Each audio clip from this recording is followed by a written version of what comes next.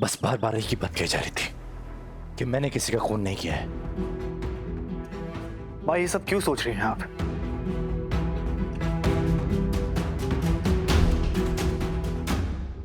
रोहित की कसम, मैंने किसी का खून नहीं किया। यहाँ कोई ऐसा नहीं सोचता। गलत, किसी ने तो कहा है। वरना इनका दिमाग इतना खराब नहीं है कि इतने सदमे में चली जाए कि इन्हें कोई होश ही ना रहे।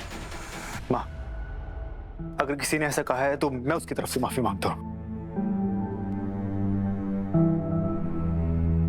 एक बात कहूं रीत, इस पैसे वाले घमंडी इंसान पे तो मुझे पहले ही भरोसा नहीं था, लेकिन तुम भी ऐसी ही निकलोगी मैंने ये नहीं सोचा था। तुम यहां थी इसलिए मैं बेफिक्र था। जब मैं दूर था मैं मां को तुम्हारे भरोसे छोड़ के गया, और आज इसी एक छत के नीचे होते हुए भी तुमने कैसे मां की इतनी बेइज्जती होते हुए देख ली, कैसे तुमने इन पे खूनी होने का इल्जाम लगते हुए सुन लिया। रीत, मुझे तुमसे ये उम्मीद नहीं थी। I'm sorry रोहित, मुझे नहीं पता था कि अब नीता। सॉरी बोलने का कोई फायदा नहीं है रीत। चलिए माँ, आप अपने घर चलिए। अब मैं और आपको इन लोगों के साथ नहीं रहने दूंगा।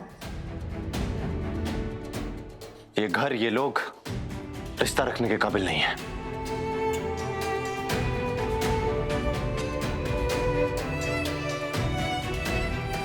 चलिए माँ प्लीज, मेरे साथ चलिए। एक मिनट, देखो तुम बहुत बड़ी गलती कर रहे हो। जानबूझकर बहाने मत ढूंढो। जो फैसला माँ ने लिया था उसे बदलने का। मैं बस माँ को तुम लोगों से बचाने की कोशिश कर रहा हूं, वरना तुम लोग मिलकर के मेरी माँ की जान ही ले लोगे। माँ यहाँ से कहीं नहीं जाएगी। अगर तुमने एक कदम भी और बढ़ाया तो मुझसे बुरा कोई नहीं होगा। देखता हूं मुझे कौन रोकेगा।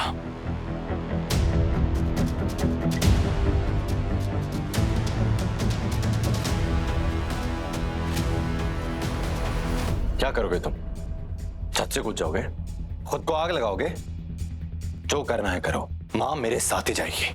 पर मैंने भी कहा ना, माँ यहाँ से कहीं नहीं जाएगी। मैं भी देखता हूं आज मुझे कौन रोकता है। बस कीजिए, आप दोनों क्या कर रहे हैं? छोड़िए ना, ये कोई टाइम है क्या लड़ने का? हमें इस वक्त सिर्फ नीता आंटी के बारे में सोचना चाहिए। ये तुम्हें पहले सोचना चाहिए था रीत।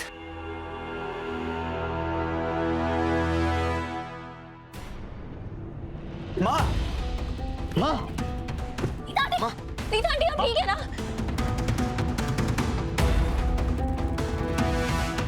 राघव, डॉक्टर को फोन करो जल्दी। नीता आंटी प्लीज उठिए।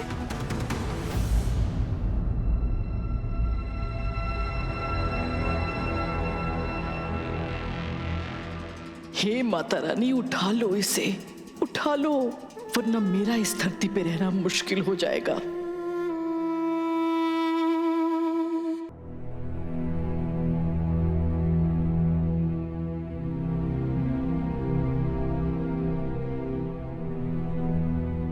आगे से वैसे सर्जरी के बाद से वो काफी अच्छी तरह रिकवर कर रही थी, पर आज जिस तरह से उन पर मेंटल प्रेशर डाला गया है, उनकी तबीयत पर बहुत बुरा असर पड़ा है। मैं यही सलाह दूंगी कि जितना हो सके उनके बीते हुए कल के बारे में बात ना करें, स्पेशली उस जुर्म के बारे में जो पता नहीं उन्होंने किया है या नहीं। इस वक्त नीता जी का दिमाग इस लेवल का स्ट्रेस बर्दाश्त नहीं कर सकता है। सॉरी डॉक्टर साहब, मैं कुछ वक्त के लिए उनके पास नहीं था, इसीलिए सब हो गया। हर चीज में खुद को शामिल करना बंद करो। डॉक्टर, हम सबके बारे में बात कर रहे हैं। आज यहाँ डॉक्टर सिर्फ और सिर्फ तुम्हारी वजह से है, इसलिए दूसरों को लेक्चर देना बंद करो। अब तो बस कीजिए आप दोनों लड़ना। वो माँ है, जमीन का कोई टुकड़ा नहीं है जो आप दोनों को अपना अपना हिस्सा चाहिए। देखिए, नीता जी की याददाश्त धीरे धीरे ही वापस लाई जा सकती है। ये कुछ दवाइयां हैं जो इनके माइंड को रिलैक्स कर सकती हैं, ताकि जब वो पुरानी बातें याद करें तो उनके दिमाग पे ज्यादा स्ट्रेस ना हो। पर हाँ, कुछ भी याद करने के लिए कोई जोर जबरदस्ती नहीं की जा सकती है। वैसे वो कोई और दवाइयां तो नहीं ले रही है ना अपनी याददाश्त वापस लाने के लिए? पता नहीं डॉक्टर, मुझे तो बस कुछ दिन पहले ही पता चला कि उनकी याददाश्त चली गई। नहीं डॉक्टर साहब, वो और कोई दवाई नहीं ले रही है। तुम क्यों चाहोगी कि उनकी याददाश्त वापस आ जाए? राघव प्लीज, अभी ये सब बातें करना जरूरी है क्या? लाइए डॉक्टर साहब, ये दवाई मैं लाता हूँ।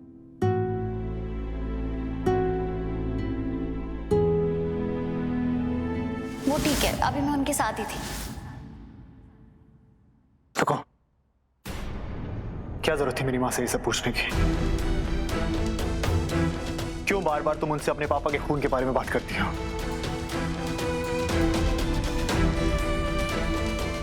आपको लगता है ये सब मैंने कहा है नीता आंटी? नहीं तो कौन कहेगा? तुमने सुना ना अभी डॉक्टर ने क्या कहा? कोई भी पास्ट लाइफ की बातें उनकी तबीयत और खराब कर सकती है। पर राघव, मैंने कुछ नहीं। मुझे कुछ नहीं सुनना रीत। जब हमारी कॉल पे बात हुई तो तुमने कहा था ना माँ तुम्हारे साथ है। फिर उसके बाद तुम उनसे अपने पापा के बारे में बात करती हो और वो घर छोड़ के चली जाती है। कमाल है रीत, तुम्हें बस अपने पापा के खूनी को ढूंढने की पड़ी है। मेरी माँ से कोई लेने देना नहीं है तुम्हें। और आप सब भी सुन लीजिए, मेरी माँ को अगर किसी ने भी परेशान किया तो मुझसे बुरा कोई नहीं होगा।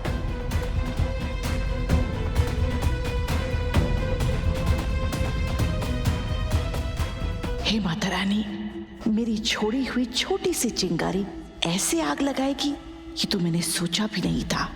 ये तो नीता को अपने हाथों से मारने से भी अच्छा है। और एक बस राघव, आपने बोल लिया ना, अब मेरी सुनिए।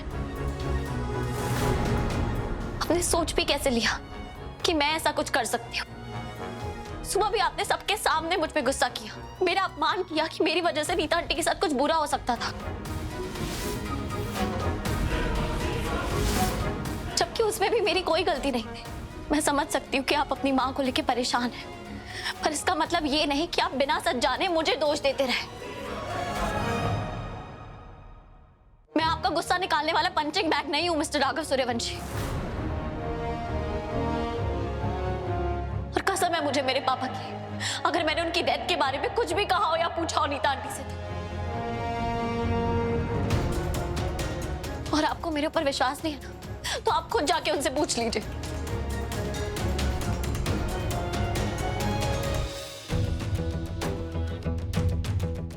अरे रे, ये मैंने कैसे सोच लिया कि रीत चुपचाप सुन लेगी।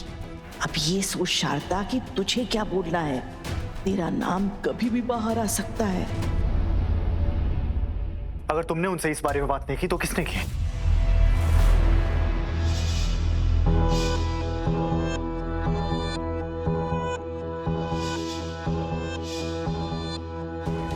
मैंने।